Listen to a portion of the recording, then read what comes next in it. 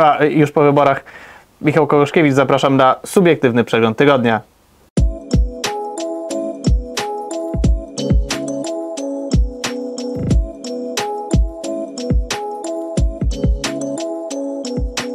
Dino wchodzi w e-commerce, a może także w stacje paliw. Co ten ruch oznacza dla samej sieci i dla całego rynku?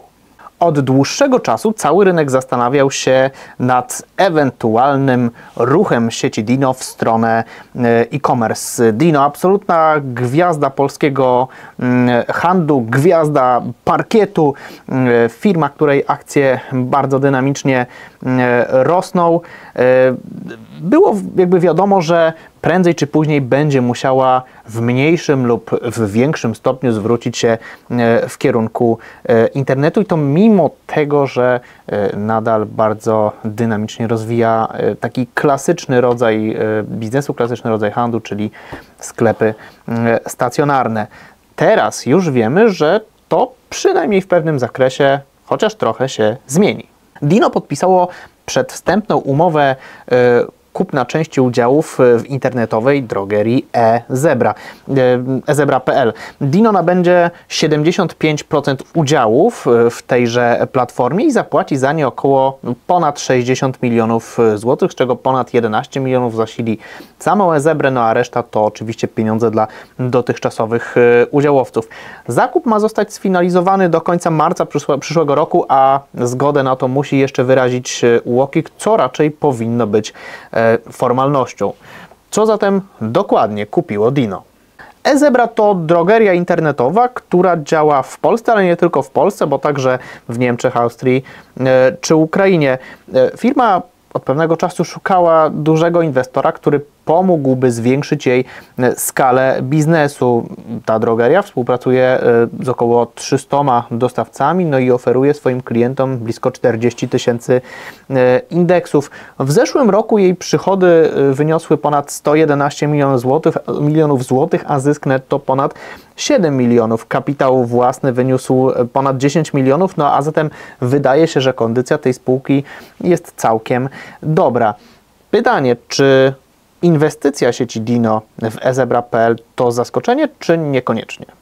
Odpowiedź brzmi i tak, i nie. Za odpowiedzią tak przemawia fakt, że Dino nie miało wcześniej żadnego w zasadzie doświadczenia z e-commerce'em, no i generalnie było postrzegane jako taka sieć nieco ograniczona technologicznie. Sieć, która, przypominam, nie ma nawet własnej aplikacji, a z klientem komunikuje się w bardzo tradycyjny sposób, czyli najczęściej za pomocą chociażby gazetek. Aż tu nagle przejmuje gracza z top 10 polskiego internetowego rynku kosmetycznego, czyli firmę jednak w pewnym stopniu rozpoznawalną i liczącą się. Niektórzy komentatorzy twierdzili, że ten ruch nie ma kompletnie żadnego sensu, bo rozmija się całkowicie z takim korem biznesu sieci Dino, no i jakby z całą strategią spółki. No a pieniądze oczywiście lepiej było zainwestować w rozwój sklepów stacjonarnych. Z drugiej jednak strony nie ma zaskoczenia w tym, że Dino postanowiło zrobić ten krok w kierunku e-commerce'u, no bo takie są trendy. Poza tym pozwala to zdobywać jakąś wiedzę, jakieś know-how o handlu internetowym, także o konsumencie, no i pozwala oczywiście generować te nowe punkty styku, w tym przypadku dla Dino nowe punkty styku z konsumentami, no i docierać do niego częściej i mocniej. Można się oczywiście zastanawiać, dlaczego Dino poszło akurat w kosmetyki, a nie coś bardziej związanego z żywnością, no bo ani Dino, ani właściciel sieci Dino wcześniej nie mieli żadnych związków z rynkiem kosmetycznym, a mieli chociażby, no nie wiem, z branżą mięsną czy z nieruchomościami. Być może stało się tak dlatego, że kosmetyki to największa kategoria FMCG w internecie, a więc można się spodziewać pewnej jakby stabilności i odpowiedniej wysokości popytu, co stanowi bazę do jakiegoś tam dalszego rozwoju. No ale teraz zastanówmy się, co Dino na tym ruchu może zyskać. Na pewno nie chodzi tu o zarabianie wielkich pieniędzy, bo jeżeli porównamy skalę Dino i skalę eZebry, no to oczywiście jest tutaj przepaść. Tak jak wspominałem, Dino zyska pewną wiedzę na temat funkcjonowania w e-commerce, wiedzę o profilach konsumenta, o budowaniu wartości koszyka, o budowaniu logistyki, no i o wielu innych rzeczach. Poza tym da również rynkowi znak, że nie jest taką zamkniętą i sfokusowaną na sklepy stacjonarne siecią i potrafi być elastyczna i dostosowywać się do rynkowych trendów, podążać za nimi, no i reagować szybko. Ktoś mógłby powiedzieć, że jest to swego rodzaju wstęp do uruchomienia przez Dino własnego e-sklepu z żywnością, ale czy tak się stanie? Raczej nie. Rentowne e-grocery jest bardzo trudne, a jeżeli już o tym myślimy, no to raczej w kontekście dużych miast, czyli tych terenów, na których Dino mocne nie jest. Na wsiach i w małych miejscowościach ludzie raczej nie myślą o kupowaniu żywności przez internet, no chyba że mówimy o sypialniach dużych aglomeracji. Po co więc Dino takie doświadczenie?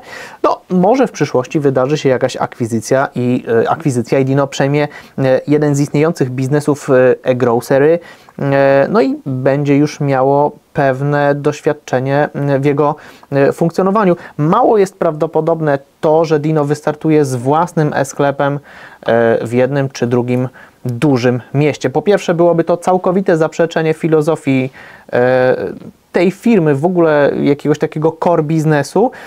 No a poza tym, biorąc pod uwagę, że na rynku mamy już kilku operatorów, takich jak Frisco, Barboret czy Carrefoura, no byłoby jednak bardzo trudno znaleźć sobie miejsce i pozyskać konsumentów, zwłaszcza biorąc pod uwagę to, że ten brand, ta marka Dino w dużych miastach no, nie jest rozpoznawalna.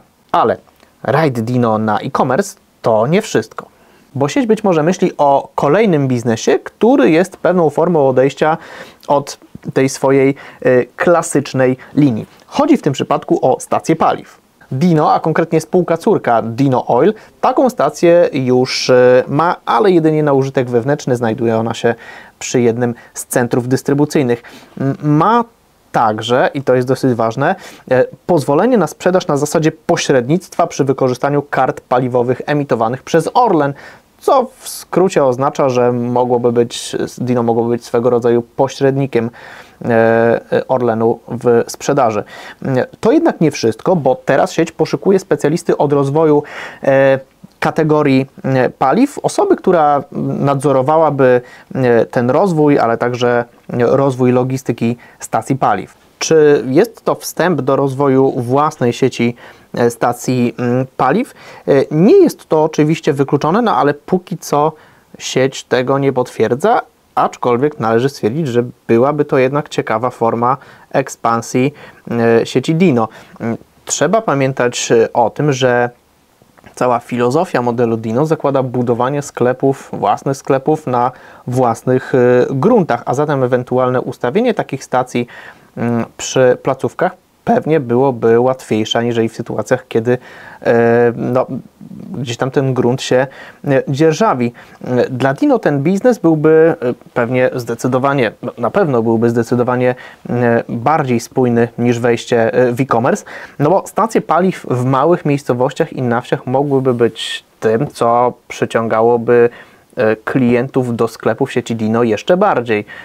Jadę zatankować samochód, to przy okazji wstąpię do sklepu, nie będę musiał jechać gdzieś do większego miasta tankować i tam przy okazji robić zakupy. No a może, ale to tylko moja teoria spiskowa, nie przejmujcie się tym za bardzo, może finalnie byłby to pomysł na obejście zakazu handlu w niedzielę. Pamiętacie historię sklepu Tesco w Radzeniu Podlaskim, który stał się sklepem na stacji paliw po tym, jak wykuto dziurę w ścianie i połączono istniejącą dużą placówkę z tym takim małym, klasycznym sklepem na stacji paliw, w którym znajdowały się kasy, w którym płaciło się za paliwo. No i cały ten obiekt stał się sklepem na stacji paliw i oczywiście mógł działać w każdą niedzielę. Link do tego tekstu wrzucimy Wam w opisie tego filmu.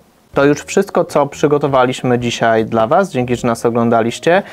Na rynku jest już najnowsze wydanie magazynu Wiadomości Handlowe. O tym, jakie dostać, dowiecie się z opisu tego filmu. Zaglądajcie też na wiadomościhandlowe.pl, do naszych mediów społecznościowych. Koniecznie subskrybujcie nasz kanał na YouTubie. No a my widzimy się już niebawem. Trzymajcie się. Cześć!